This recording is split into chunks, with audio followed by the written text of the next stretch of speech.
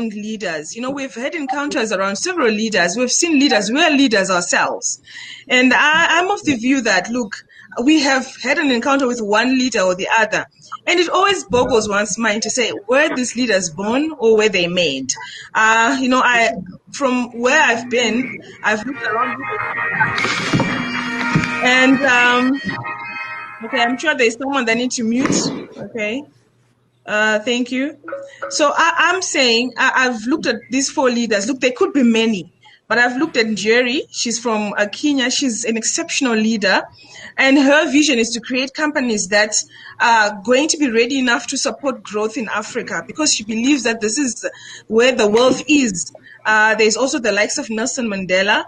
Nelson Mandela is iconic, global, known internationally. So the question is, was he born like that or was he made? We've got the likes of Kwame Nkrumah, the fantastic Pan-Africanist who led the development of believing that Africa can actually be one. And there is also in Zimbabwe, we've got great stars coming through. And this is Divine, Nzukula. She heads the Securico company, which is the greatest company, also one amongst the greatest companies in Zimbabwe security. So look, the question then I bring to you guys is leadership born or is it made? And what can we do to develop people to become, or at least be close to these leaders that I've just presented? But there could be many, okay? There could be many. So with that, I go into the discussions around whether leaders are born or made. So one writer says to understand leadership, we need to understand the nature side and the nurture side. So by nature, we're looking around the component of genetics, and by nurture, we're looking at the component of development. So one theorist I will refer to, Thomas Kyle, suggested that leadership traits are actually intrinsic, meaning that he believes that leaders are born and will emerge when confronted with an appropriate situation. So these individuals, he believes, possess qualities and talents such as honesty, moral vision, compassion, and care, and that this makes them well suited for leadership. And on the contrary, organizations must also invest much time and money to help these employees develop their skills, because initially they may not know that they're leaders, but when a situation does confront them, then yes, they will know that they're leaders. On the other end, we've got another view. That's Warren Bennis now. So Warren Bennis, on his book on becoming a leader, identifies several characteristics that leaders should have. So he says leaders should have a guiding vision, passion, provide hope, inspire others, integrity, curiosity, and willingness to take risks. But when you look at these characteristics or skills, these are not traits that individuals are born with.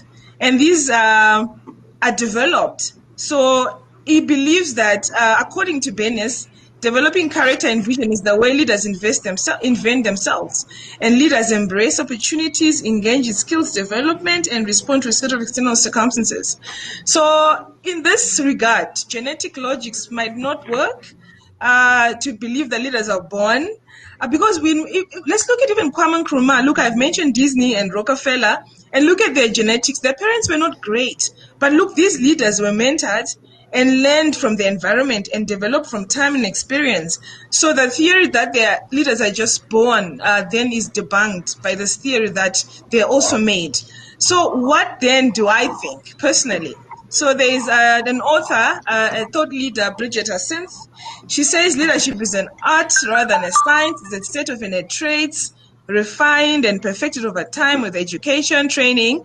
So I believe it's a mix of both. Leaders are both born, and with time, then they're made through training and development. So I will then explain what leadership is. According to Schramm, leadership is a behavior. This is important. It's not a position. It's not about where you are leading the team, but it's about your behavior as a person. You need to be able to inspire people, and you need to ensure that people are inspired to live within your vision, the mission and the values of whichever organization. It could be at school when you're even still a student. It could be at work when you're leading teams, or you could even just be an employee within a team, but you're still able to lead others, because this is a behavior, not a position.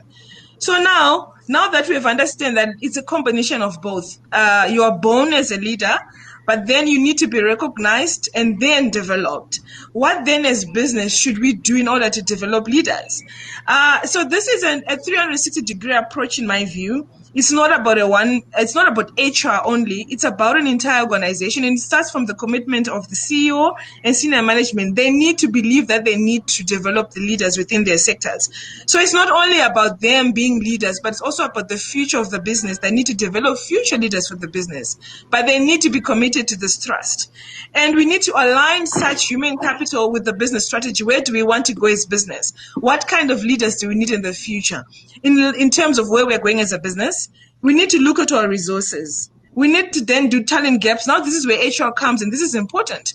HR need to understand and work with the different HODs to understand what teams that they have. This is through performance rating, performance management, to be able to identify gaps and to be able to know where do we want to develop. And then there should be a relationship between performance management, how are our people currently performing, versus what we want to develop them to become. There is also a need for a relationship in succession planning. We cannot only think about now, we need to think about the future, and the future lies within the current employees that we have. It could be junior management. When do you think they're going to be ready? And the other environmental factors, for example, where are we as an organization and as business? And also external environment. We need to understand our competitors, where they're also sitting and where we are. And also we need to be able to measure. And in all of this, it's important to also recognize where we are in terms of the revolution. We are sitting in the industrial revolution, or are we sitting in the fourth industrial revolution? And what does this mean in terms of our development efforts as we develop? Because we cannot develop in isolation. We need to be alive and aware of where we're sitting and employ strategies that speak to this revolution. So right now we're in the fourth industrial revolution. And as such, as Africa, we are not excused from that. Neither should we turn a blind eye to that, because remember, it's a global village. The world has just become one. And whatever is happening elsewhere is also happening to us, and it's also even affecting our youths. It's affecting our young generation. And we need to know how to tap into that to be able to deliver the right leaders for the future. So I have also looked at some of the approaches. Look, there are different writers, there are different people around leadership and development, but I'm going to speak around what Kevin Cruz, the CEO of LeadX, mentioned with regards to how now we develop our leaders. So I said, so he says, which I support, that we need to focus on applying sustaining behaviors. So most training programs focus on teaching. And when people are taught, they take what they take and they go. What we do not focus on is on sustaining behaviors. We need to make sure that what we are going to train or how we're going to develop these people creates a behavior that is going to remain. It has to be sustained. And we also need to tap into technology. So I've noticed that most of the millennials will not want to sit in a room and learn. So we need to take advantage of the various gadgets. Let's do mobile learning. Let's make sure people learn anytime, anywhere, in the time that is flexible for them, for as long as we deliver the content. We must also take advantage of group coaching. We are social animals. People learn when they are put together and they exchange experiences, so that the learning is no longer just learning. It's experimental learning. Experience the process, talk to each other, learn from each other. And it's also even effective for business. As HR, we need to consider that our interventions are also cost effective. So we must ensure that if we have one coach working with 10 executives, that's cost effective, and they also learn from each other. Then we must also engage in surveys. Where are our people? Are they happy? Because more often than not, people don't leave companies, they leave their bosses. So we must make sure that as we're embarking on these trainings, that the people are thoroughly engaged in the conversations of development, and that their superiors are in support of this. And as HR, it's in our best interest to learn that. And then we must ensure that whatever we do, like I said, we cannot or should not ignore technology, but we must make technology a part of our systems, a part of our processes, so that we deliver meaningful and relevant and ensure that all our training is within the current trends. And then I've also taken a liberty to say, look, we can learn from current leaders. And these leaders include, there's Strive Masiwa here in Zimbabwe. He's doing exceptionally well. And not only is he doing exceptionally well in business, but he's also mentoring and developing youths. He's mentored close to 300,000 students that they become the greatest that they can be. There's Aliko Dangote. He's also a billionaire, but also a leader who's relevant in this day, creating employment within Africa. There's Ngozi. She's exceptional. She's an exceptional business leader. She sits on various boards and is a thought leader as well. So look, it's not that in Africa we are behind. We have leaders that are leading already. We had great leaders that are past, and we also have great leaders that are currently living, and the future is bright. And I believe that we need to first recognize talent, and then develop it, and then our future is set. We've got a lot of opportunity ahead of us as a continent, because this is where the young people are. And when you look at our matrices in terms of our development, even in the future, if you look at our population matrices, it does indicate that our age group will be in the 25 to 30 age ranges. So we need to develop these individuals such that when the time approaches, they are ready and the whole continent is revamped and improved. That will be the end of my presentation right now. Or the other presenter will come through and also make their presentation. But thank you very much.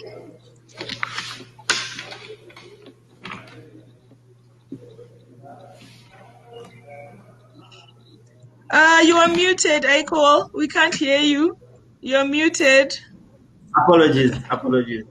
Thanks for the presentation, Trish. Thanks a lot. You're welcome. As you're presenting, something crossed my mind, and probably for the purposes of this discussion, I would think probably it would help us define who a manager and a leader is, where does the line flow, and how do we nurture people from being managers to being leaders. Okay, so my understanding is, managers are given targets, and they want to ensure that people reach these targets. So mostly they impose a certain way in which people are supposed to do it. So it almost borders down to micromanagement, where you want to know where a person is from 8 to 5.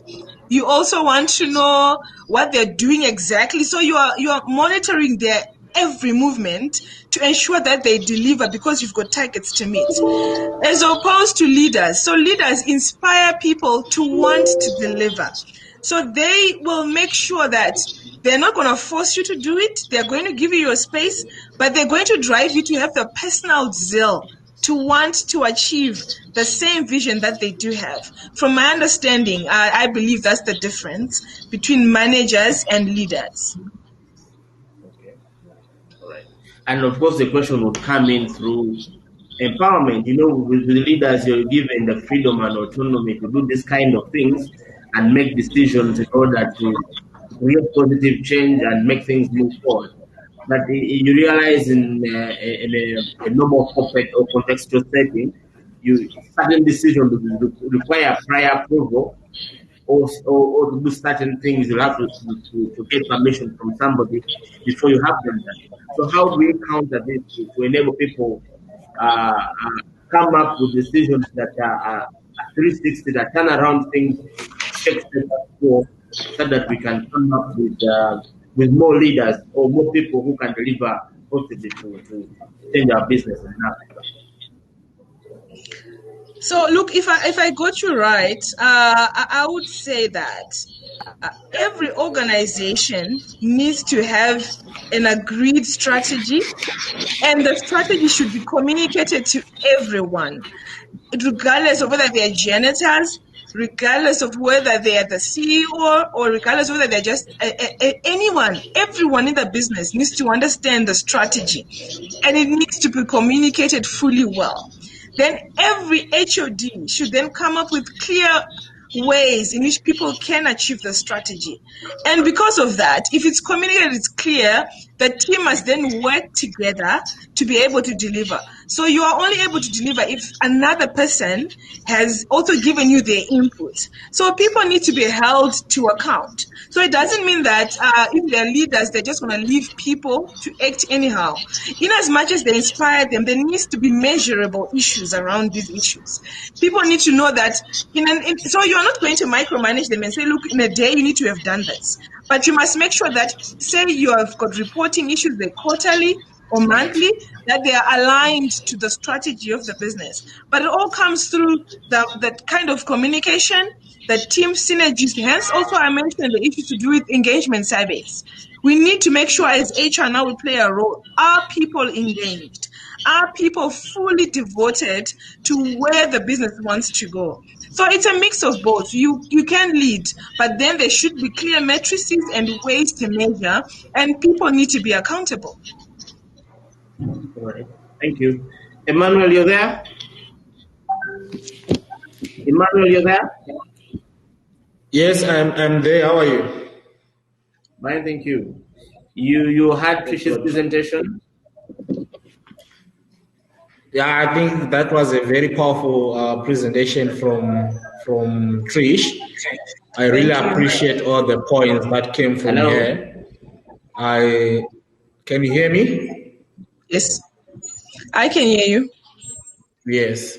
So I think that's all what I can add. I have nothing to add. If I can add, I can dilute the good message that came from here. All right. So it's time to hear from you and to hear your presentation. So can I present now? Please do. Oh, it's fine.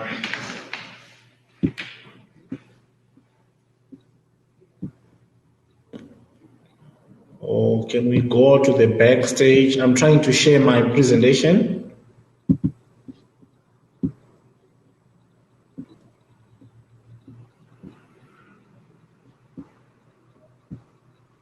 Can you see my presentation? Hello? Not yet. I can't see it as yet.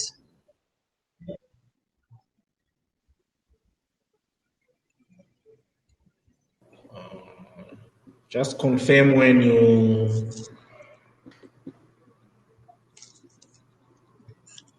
Yeah, I can see it now. I can see it now. Yes. Oh, thank you so much. My presentation.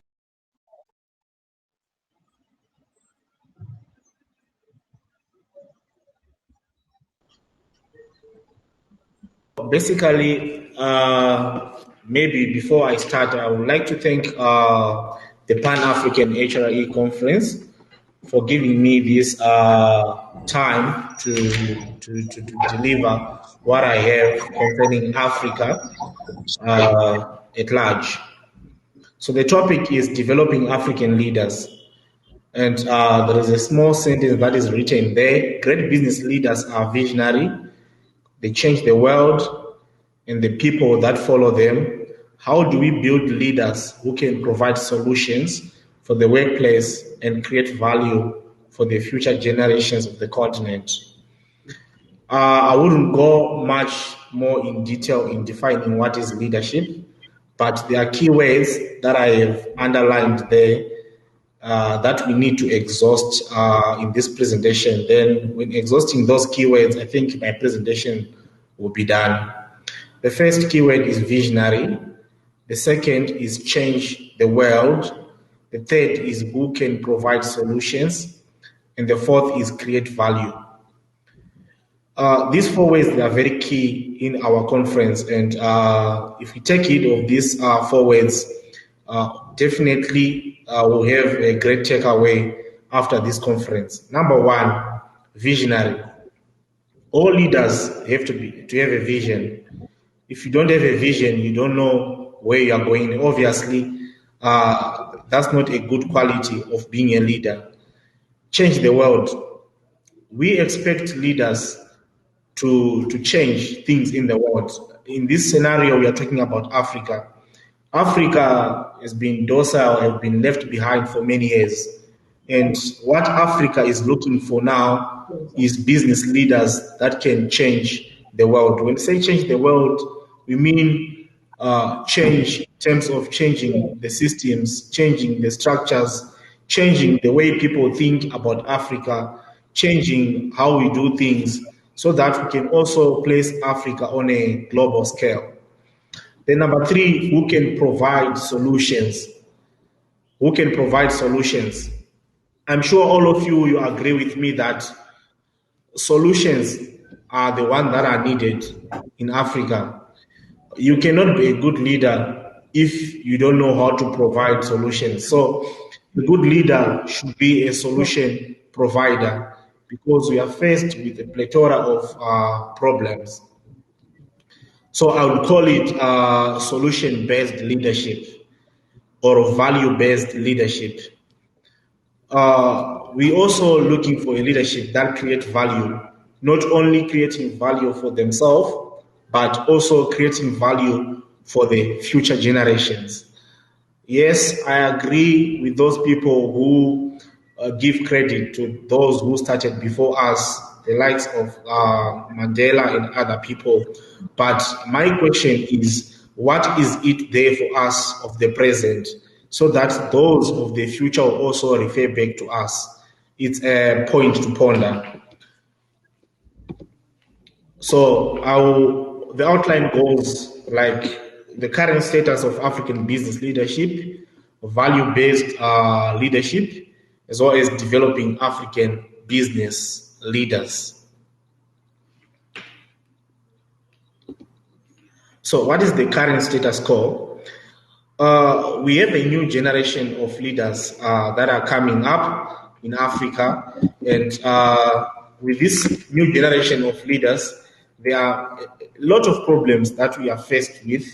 And one of these problems is, number one, how to deal with the challenges that we already have in Africa. For example, if I can take you back to the previous presentations, we talked the problems that were faced in Africa, one of them being corruption, lack of innovation, and etc. So what it means is we need a generation of leaders that are able to curb all those issues that we are currently facing so that we can also prosper as a nation. We must ask ourselves tough questions and brutal questions for us to have solutions to this kind of leadership that we are looking of. Number three, African countries also need to make technology and innovation a strategic priority. So in short, we need a solution-based leadership in Africa. The reason being that Africa has got a lot of its own problems, is categorized by a lot of people. And what we need now is solution-based leadership or value-based leadership. When we have that kind of leadership, that's the only way we can liberate ourselves from the dominance of globalization. Let me just give you a glimpse of what I'm trying to say. If you check right now, there are very few African countries that have got more innovation on the HR side in terms of systems and procedures. They borrow from other countries. If also look on even technological advancement, we are only laggards. We are not pace setters. So we need in Africa which set the pace. So the first thing for us to create a solution-based leadership or a value-based leadership in Africa, before we talk about the leaders themselves, is to do an introspection of what do we need our Africa to be? What do we need our countries, wherever we are, to be? What do we need our Kenya to be? What do we need our Zimbabwe to be, our Nigeria, our South Africa, our Angola to be? When we ask ourselves that question, when we know exactly what we want, we'll obviously come up with strategies that will enable us to go where we want, and we'll also be in a position to groom and develop leaders that are in sync with the vision that we want as Africa.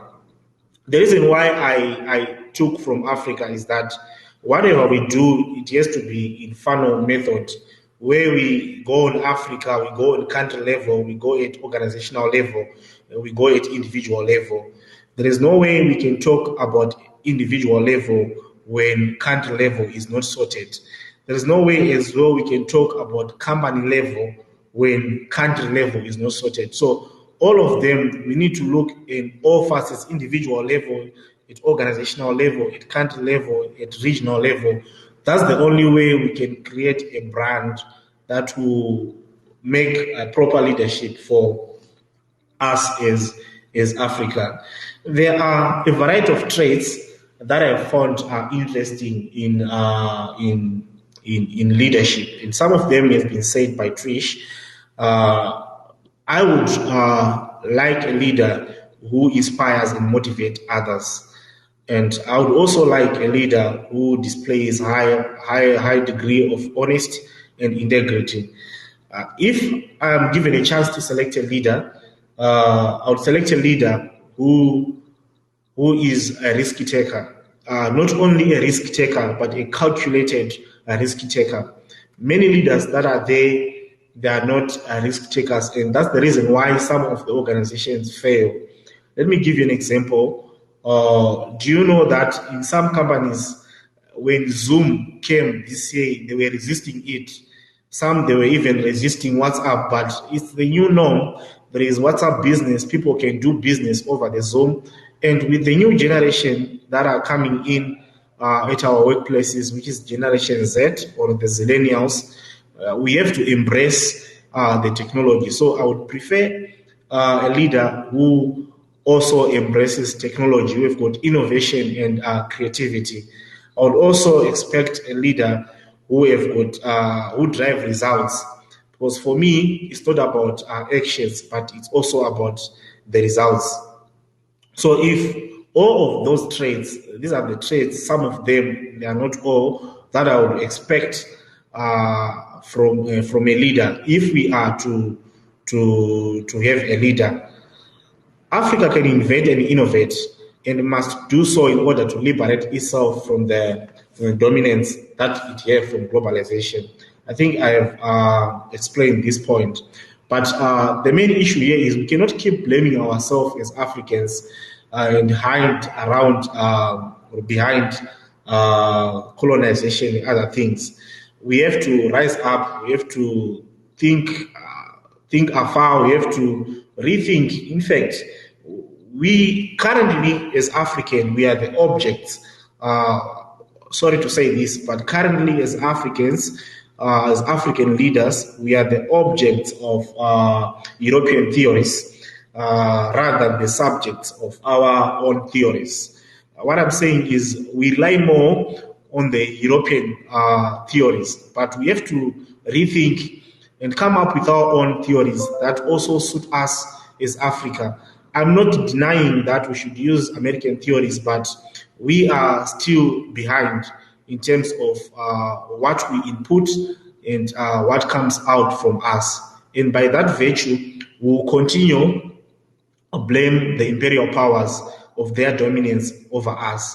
So I would also expect to see an African leader who comes up with their own ideas, who comes up with their own systems, who comes up with their own ways of thinking. Let me poke you as African. For your own information, some of these writings that we read from the other continents, they actually came from Africa. For example, we talk of organizational behavior, we talk of the Ubuntu, the rise of Ubuntu, which is how humans relate with humans.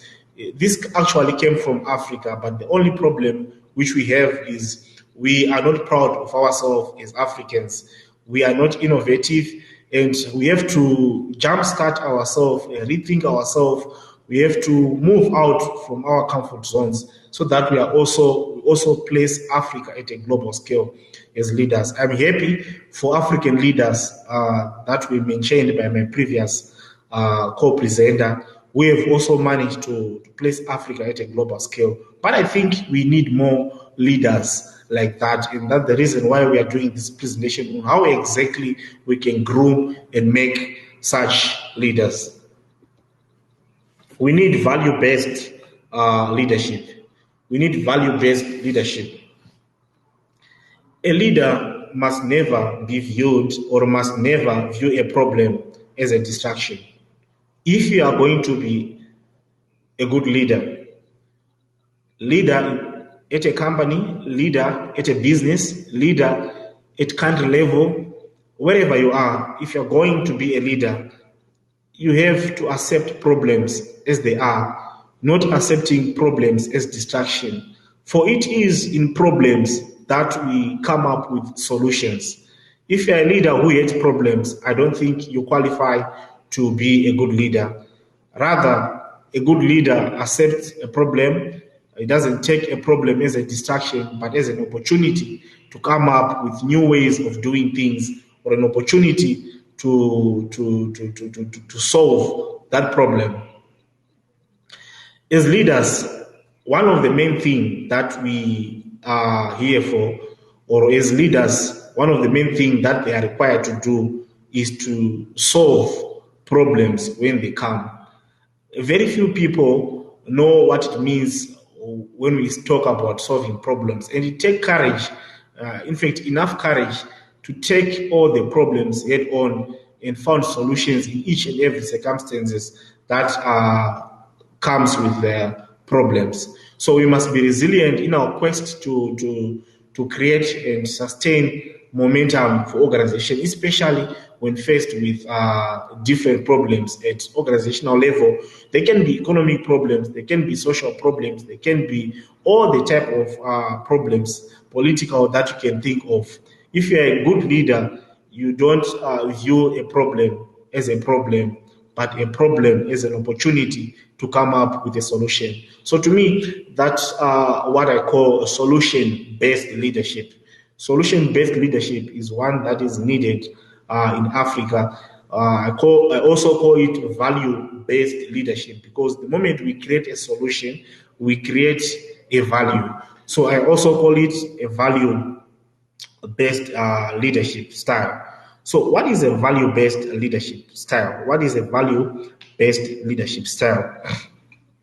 When we talk of value, we are talking of something that is very critical and important. All organizations, all economies, we talk of GDP, it is because of value. For us to have good economies, for us to have good companies, blue ocean companies, there is no way we can attain that without a proper leadership style that is critical, or that is needed. So value-based leadership style creates some predictable results that I can explain to you. Number one, there is guarantee of productivity when there is a value-based leadership.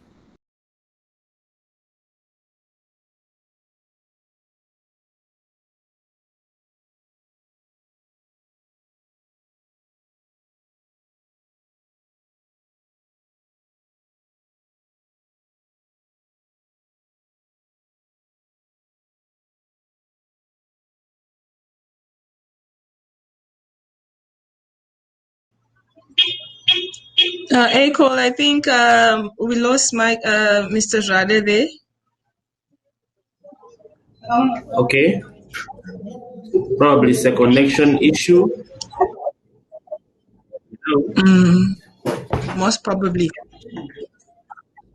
But in my view, I think, he brings great insights into the conversations where he's saying, look, we've got various theories in Africa itself around Ubuntu. Those are great thought leadership issues around how we can embrace our own African identity and make that part of the conversations in terms of leadership development.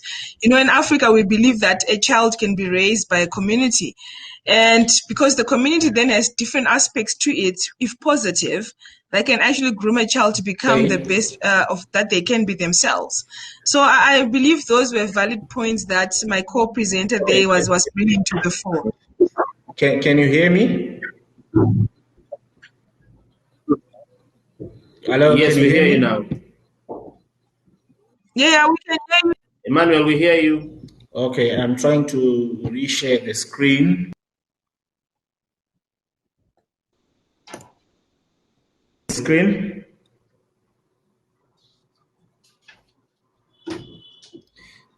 All right. We're on value-based leadership. Alan, Hello. can you see the We can screen? hear you. Sure, we can Yes, see it. please. Okay, thank you. So we were talking about value-based leadership. When I said there are predictable results that we expect when one has that type of leadership or a solution-based leadership, with which I think as a presenter is that which is needed in Africa for us to place Africa at a global scale as well, or even our countries to place them at a global scale as well. So there is performance and productivity. It also encompasses value-based leadership. We cannot talk about proper leadership when you don't produce results. We understand some of you can say, I know I'm well educated, I've got 4 PhDs, and so forth and so forth. Yes, that's fine. You're well educated, but what matters most is what do you produce with that education? So we want leaders that produce results. We want leaders that are performance enablers. We want leaders that provide solutions to the current challenges that we face as various economies wherever we are. So we can also talk. We cannot also talk about value-based leadership without employee engagement, because employees, these are also the enablers that will enable you to have the productivity and the performance which you will be looking for. Then we also talk of innovation. I would like to say it's sustainable growth, which is indicated in our first slide. If we really want to create a value-based leader, we have to come up with innovation and creativeness, because this is the only way we can be able to sustain ourselves now and in the future.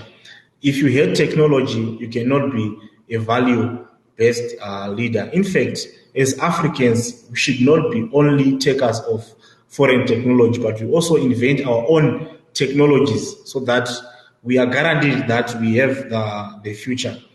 We can also not talk about value-based leadership when we leave cost control and other that I've also managed to explain. So, how do you become a value-based leader? I think some of the points I've managed to explain there, but I think there are certain qualities that we expect if you really want to be a value-based leader. And one of them is you have to be creative. You have to be very creative and innovative. Not only creative in terms of technology, but creative on the way you think, on the way you see things, on the way you proffer solutions to the problems. Number two, value-based leaders demonstrate high degree of integrity. You cannot be a good leader. One thing that lacks, I'm a good reader, so I read a lot of articles from various newspaper articles around Africa. One thing that African leaders lack is integrity. When we talk of integrity, we are talking about being whole. Where we talk of integrity, in fact, integrity itself it comes from the word integer, meaning a whole number. You cannot be a good leader if you are not whole. You cannot be a good leader if you are not honest. You cannot be a good leader if you are not straight in whatever you are doing. All those things of corruption, bribe issues, and etc. Is because we have leaders that does not have integrity on positions. The moment we have such leaders, we'll be going nowhere. Number two, we should also be in a position to serve with humility as leaders. You know, I've noticed that many leaders, when they go to position, they forget those whom they are leading. They will be now managing, not than leading. So I would prefer, if you really want a value-based or solution-based leadership, because solutions as a leader, they don't come with you, but they come with those whom you are leading. So I would prefer a servant leadership style where you don't lead on the front, but you lead on the back. You are also you are there, but you are not there. So I would prefer that kind of leadership if we really want to succeed, but not necessarily saying that this is the only leadership that can be embraced in all, depending on the organizations, because in other organizations there are also some type of leadership that can be used, but the element of value-based leadership have to be there if we really want to succeed as nations. So leadership is one of the most critical factors for the future success of organizations in Africa. And I think you agree with me that if you have a bad leader in an organization,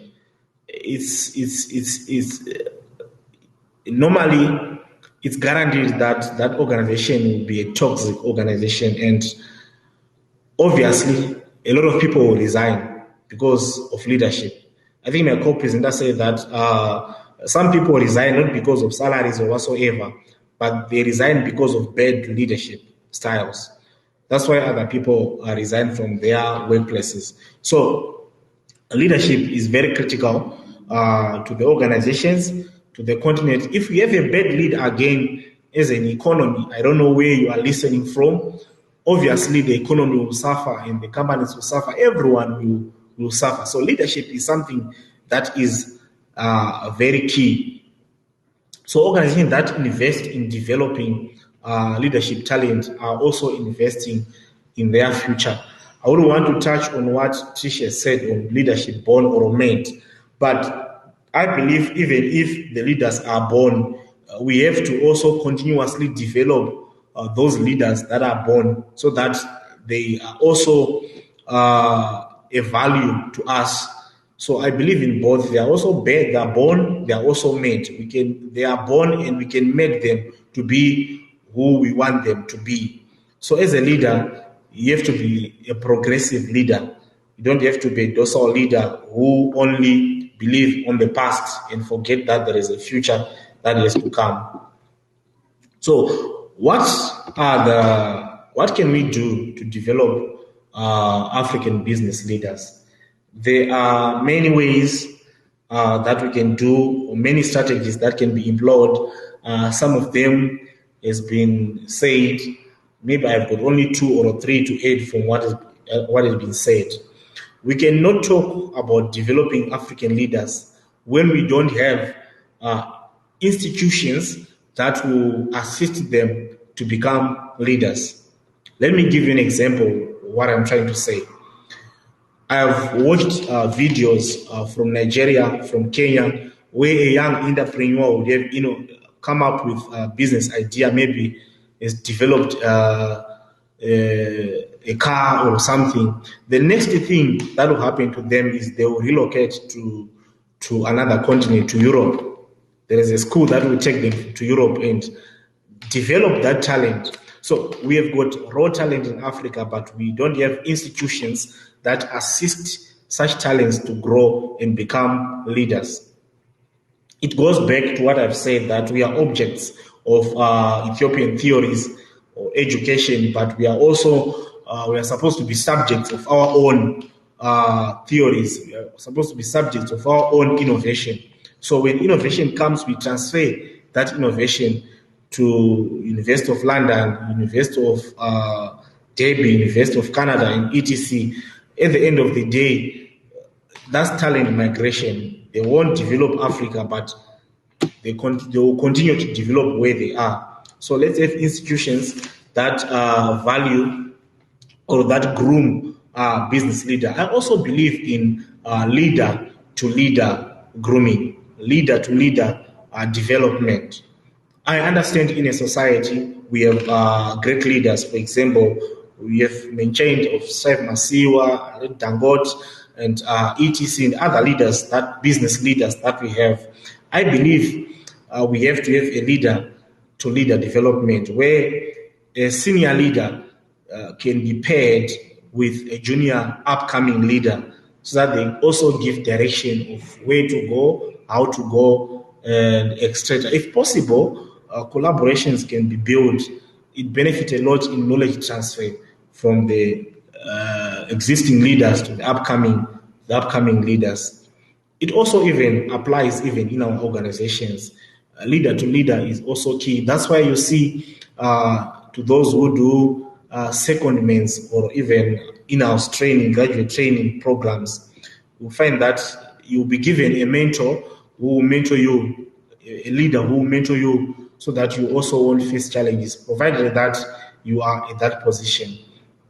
We talk of coaching, executive coaching, we talk of mentoring. These are some of the ways in which we can develop African business leaders.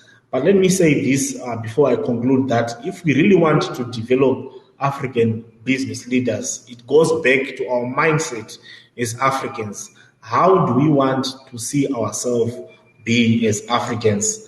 There's one thing that I've left that is most interesting as well in developing African business leaders, but it was said before, the issue of mentoring.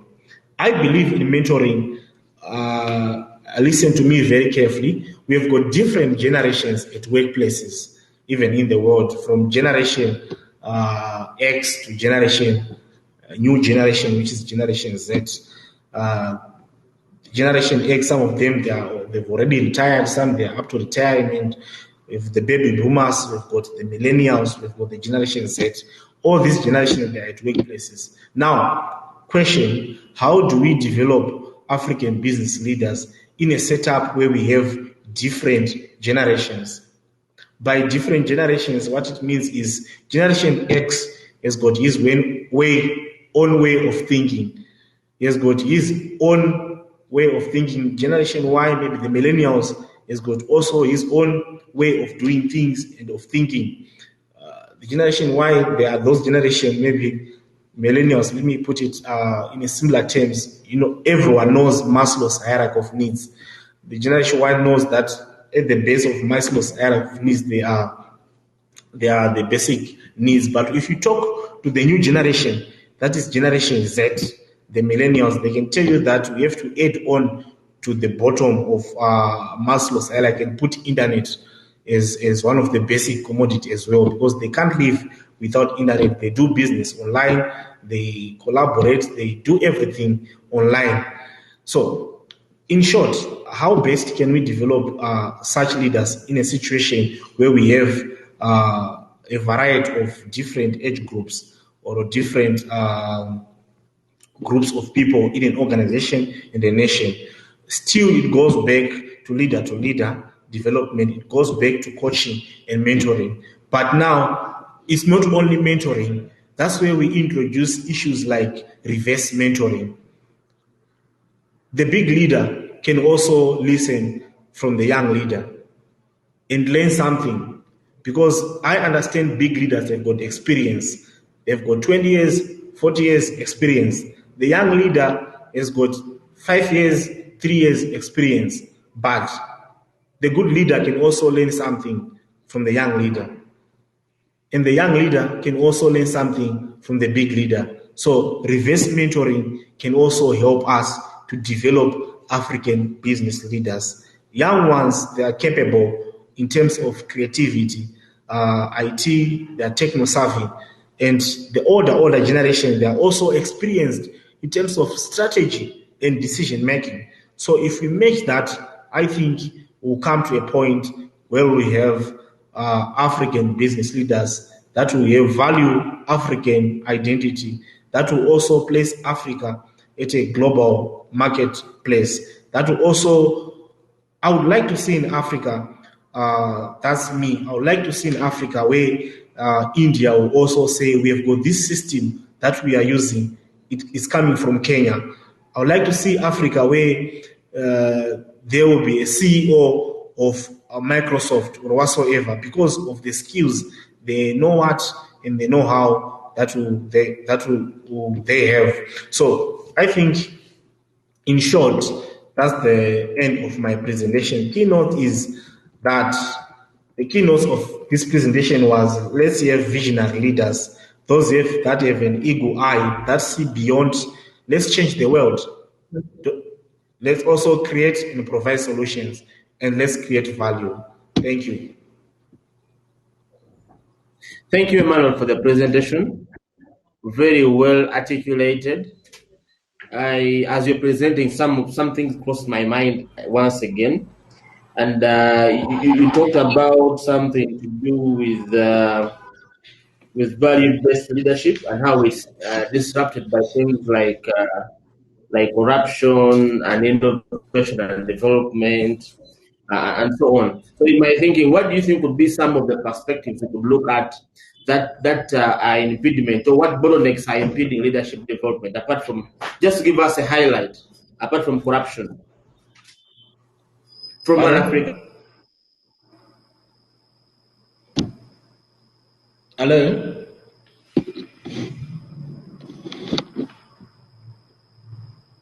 Setting. Hello? Okay, I can't hear you. Hello?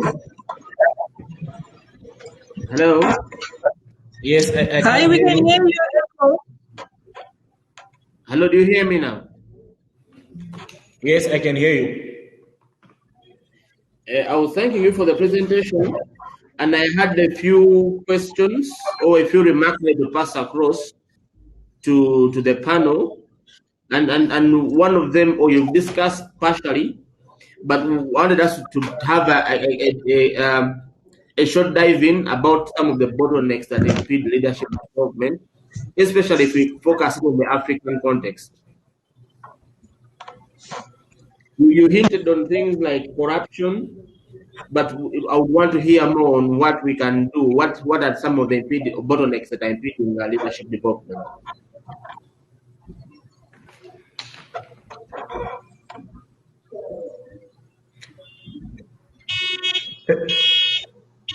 Emmanuel, you there?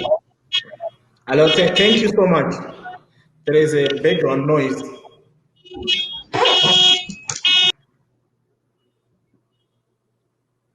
Thank you so much. Yes, corruption is a gem and it's known. Paul Botha once said that what Africans think of when they get to positions is buying cars, having more women, etc. Some may agree with him, some might not agree with him, but I'll partially agree with him that corruption is one thing that has made African leaders to suffer. So, if we really want to stop corruption, corruption is mindset. It's not something that automatically comes, but it comes from the mind, and corruption begets corruption. When I see you doing corruption, the next thing when I'm in that position, I'll also be corrupt. So there is need for strategies to totally curb corruption in Africa if we really want to build the proper Africa which we want. In the interest of time, will you just bullet for us some of the interventions you could propose? Thank you so much. I believe, to those who are Christians, I understand we are a diverse group here. To those who are Christians, even corruption is not allowed in the Bible. I believe also we have, each and every country have institutions that are put in place to curb for corruption. And my point is,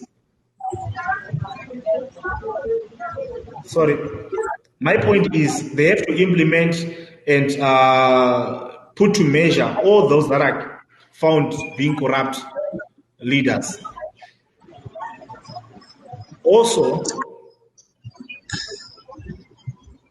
can you hear me? Yeah, yes, we can hear you. Okay, thank you. Also, for your own information, I'm also certified ISO 37001 anti-bribery management, where we talk of having systems and procedures at organizational level, where we make sure that corruption doesn't happen at organizational level. In fact, it does not start at organizational level. It starts from family level, where a husband is not supposed to be corrupt to the wife, because that's where they will take that system to the workplace. And when one is promoted maybe to be a minister, it will also continue. So it starts by you. That's where I talk about the Ubuntu. Who are you? What do you value? if you are corrupt, who benefits? So it starts by you. If we really want to keep corruption, we need self-introspection as individuals before we go at company level, before we go at a regional level, etc.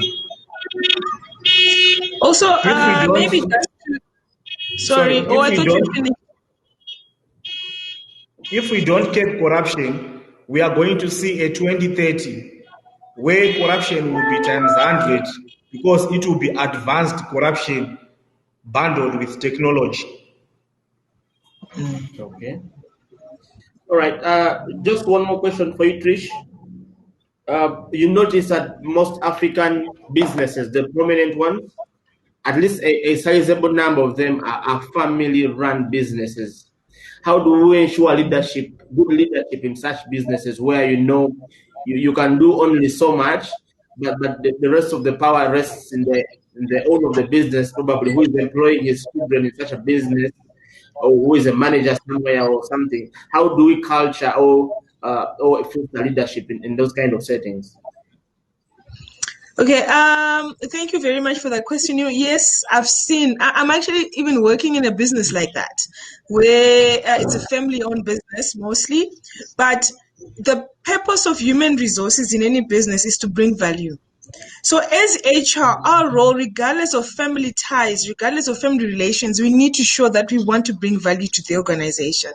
So we need to recommend best practices, and we need to remain on that path to ensure that the business delivers. So in as much as the business may then be a family business, we need to ensure that even if they do appoint family members as business, that the members need to be equally surmountable to the task. They need to have the right development platform. But in any sense, we need to ensure that we are the drivers of recruitment. We are the drivers of such agendas, and we drive that forward, and we bring our case forward. And as a leader, you'll be able to turn the minds of people in the right direction. I've even proposed that, look, if there's a family-run business, there's a husband running the business, and there's a wife on the side. How can we better develop the wife to be able to bring the right strategy forward for the business? So you look at issues around development and training, but also I wanted to add, when Emmanuel was talking around, when you asked around the issues to do with corruption, I just wanted to add this as an add-on, not to take anything away from what he said, but to just say we also need firm policies around even whistleblowing in companies. We need to ensure that those are followed through, because sometimes people want to come forward, but there is no platform that allows them to come forward with what they deem to have been an act of corruption or an act that is misplaced in a business. So we need to have firm systems and policies in place to curb corruption through aspects of whistleblowing, all the way up to regulatory bodies. If a person cannot be heard internally, they should be able to take their matter to a regulatory body, regardless whether they're an employee, and give those matters through. And yes, corruption is the biggest evil in Africa, but these are some of the things that as HR we can put through such policies. Then back to your question, it's a hard one. Families, it's a hard one. However, I believe we need to come with interventions to develop the members that come forward. And people must be accountable, which means that what is made for A to do, B should also do, and they should be held to account. So we should be able to drive that as HR practitioners. Thank you, Trish. Thank you, Trish. We're now open for questions from the audience. But in the meantime, pardon? I beg your pardon?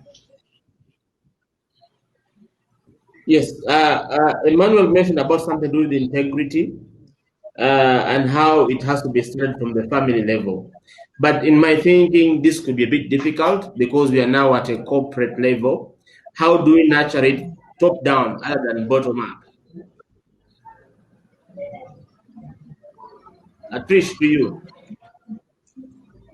Okay, so you are talking around corruption, how it can be nurtured within the business. Is that how can it be eradicated in the business setup? It's not about integrity and how it should be nurtured from the family level. But then I say it's difficult for the corporate sector or a company to have it at that level to manage it. So how do we nurture this from a company level and streamlined it down to family level? So I think when it comes to integrity, I believe that we have to ensure that aspects around discretion are minimized as much as possible. How do you minimize discretion? Because when somebody is gonna make a decision on their own and say, no, I've made a discretionary decision. That's where sometimes integrity then comes into play. So how do we then nurture this in an organization? We need to have clear and consistent policies in procedures in place. Emmanuel spoke of ISO. So, these then become the checkpoints. These then become the direction, then become the guide. So you are taking the thief out of a person by ensuring that they are following a set way in which the organization has prescribed. So you need to then be able to manage all of that with your own policies. And I believe where there's discretion, there's room for foul play, and there's also room that then causes people to then not be to then become dishonest. So in my view, I believe in policies and procedures, and that people should be made accountable, not by people, but by policies and procedures that are guidelines in which people should operate within a business.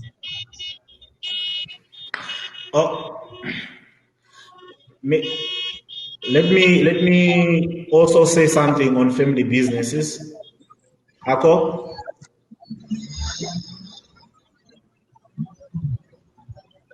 Hello, Emmanuel, want to add something on that? Yes. I think we have to differentiate these type of businesses, because really, to me, if we look at family businesses in other continents, they've succeeded very well. If we come back to Africa now, there is a challenge in manning up and managing family businesses. And some of the reasons has been said by Trish. To add on to some of them, do you know that in Africa, a family business can be flourishing for only 2, 3, 4 years, 5 years. The next thing, it will be very few. If they are successful, they will have, number one, challenges to do with corporate governance issues, where the owner of the business will always think that he is the manager himself, he is the accountant himself, or the wife is the accountant. So we have issues to do with ethics and corporate governance. Succession planning is the other thing that has also affected most African family owned businesses, where we find that when the person dies, the business is no more. So there are many issues that we have to look at when we talk about family business, but also to have a proper analysis on family business. I think when we talk about family, it's only about someone's vision, but that vision remains clotted or remains underneath. It has to be given out so that that family business grows into a big business. Let's take an example of Kellogg. Kellogg, for conflict, started as a family business, but right now, all over, we talk of conflicts, we talk of Kellogg. Let's talk of companies such as Richard Branson's Virgin companies. So when we take that family business seriously, I think they have to go to a certain level where we also say it's no longer a family business, but it's actually a proper business. So there are many examples that I can give of family businesses that are now MNC. We talk of KFC. KFC started as a family business, but right now, look where it is right now. So it goes back to the fact that as Africans, we only thinking of now. We don't think of the generations that are there to come. All right. And also, just to add, I just had another thought around this integrity issue. They say in business, the fish rots from the head. So when your leaders that are leading the business are not men of integrity, so will the whole system. So as leaders, we need to ensure, for us to drive integrity, people of integrity in our business, we ourselves need to have integrity. So when we are straight, when we go by the book, and we will definitely inspire people to do the same. But apart from inspiration, like I said, we then all need systems and procedures to support that behavior so that it becomes sustainable. All right. Thank you. Thank you very much. I don't know if we have questions from the audience. We'll check. Then we have our closing remarks. So probably we'll start with Emmanuel. What will be your final remarks on this topic?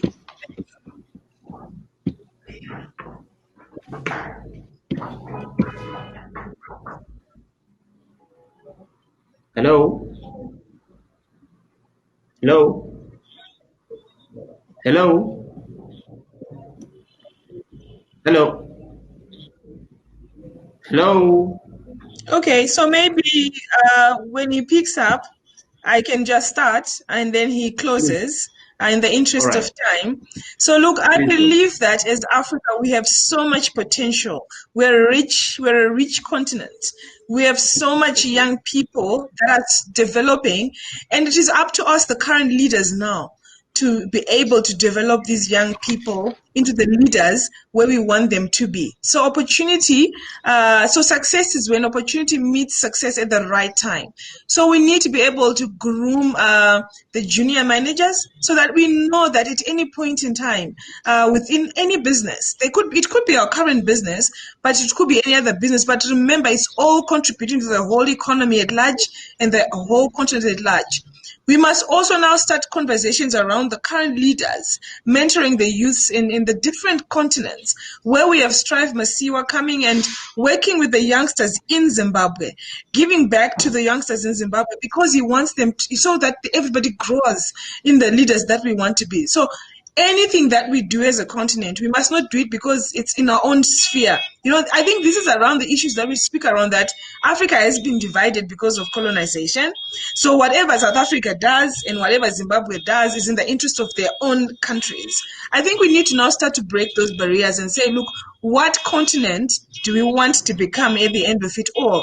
What kind of leaders? Are our leaders going to have fragmented approaches in leadership?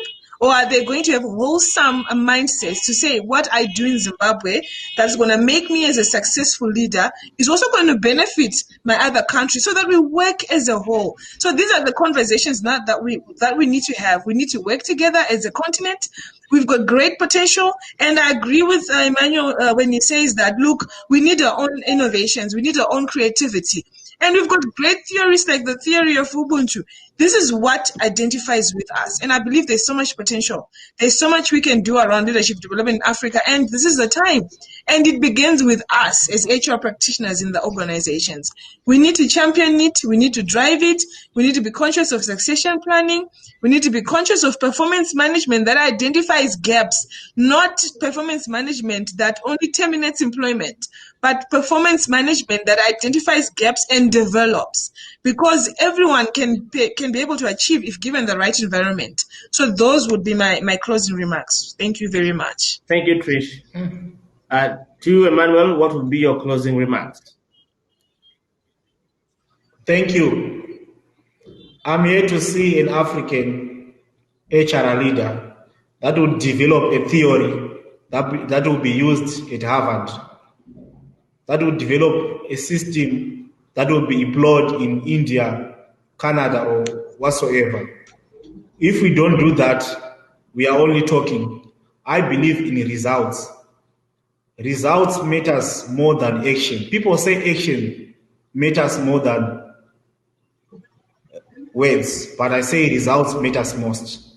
Also, we are not subjects of European theories. Rather, we should be objects of our own theories if we really want to succeed as Africans. All right. Thank you. Thank you very much, everyone. Thank you for the fabulous presentations. Emmanuel, please share a copy of this as well. Right? Thank you, guys, and have a fabulous day. Thank you very much for having us. Thank you.